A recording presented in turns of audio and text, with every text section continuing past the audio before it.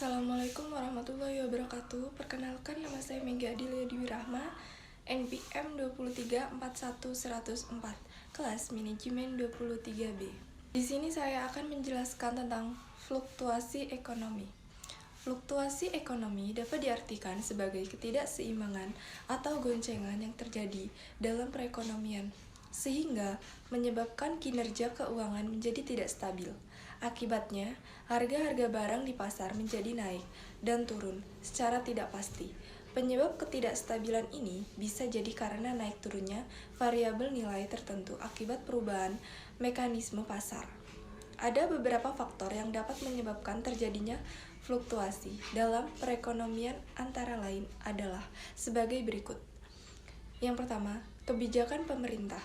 Kondisi perekonomian negara sangat ditentukan oleh kebijakan pemerintah negara bersangkutan, terutama kebijakan fiskal yang berkaitan dengan belanja dan pajak negara, serta kebijakan moneter yang dilakukan dengan tujuan melihara nilai mata uang suatu negara. Kebijakan pemerintah kemudian akan berpengaruh pada naik turunnya harga-harga di pasar.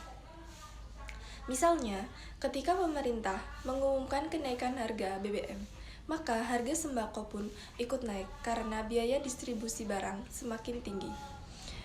Ekspektasi berlebihan akan masa depan. Ekspektasi dan keuangan adalah dua hal yang sangat berkaitan, serta dapat menyebabkan fluktuasi. Karena adanya ekspektasi tentang suatu hal di masa depan, maka pemerintah membuat kebijakan tertentu dengan harapan ekspektasi tersebut dapat terwujud. Namun, jika realita yang terjadi tidak sesuai dengan ekspektasi yang diharapkan, maka saat itulah terjadi ketidakstabilan ekonomi yang menyebabkan fluktuasi.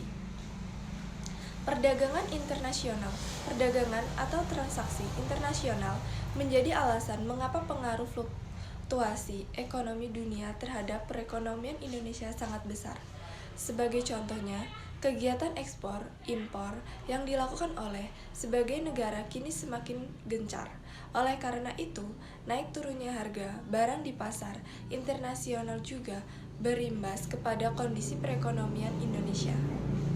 Perubahan permintaan dan penawaran. Permintaan dan penawaran barang oleh masyarakat juga menjadi faktor yang menyebabkan fluktuasi ekonomi. Saat penawaran sedikit, namun permintaan melebihi batas, maka harga barang akan naik secara signifikan. Namun, ketika tersedia banyak barang dan permintaan sedikit, maka harga akan turun dengan sendirinya. Dampak fluktuasi ekonomi.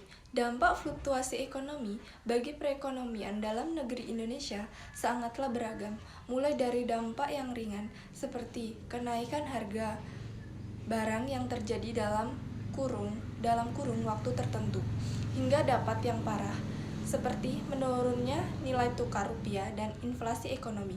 Namun, fluktuasi ekonomi juga dapat memberikan dampak yang positif, misalnya seperti kenaikan harga minyak pasar dunia yang terjadi selama 10 tahun, mulai 2000 hingga 2011. Dampak positif yang dirasakan dari fluktuasi ekonomi Indonesia saat itu adalah pertumbuhan ekonomi dan penekanan laju inflasi domestik. Jenis-jenis fluktuasi ekonomi. Berdasarkan periodenya, fluktuasi ekonomi dapat dibedakan menjadi fluktuasi ekonomi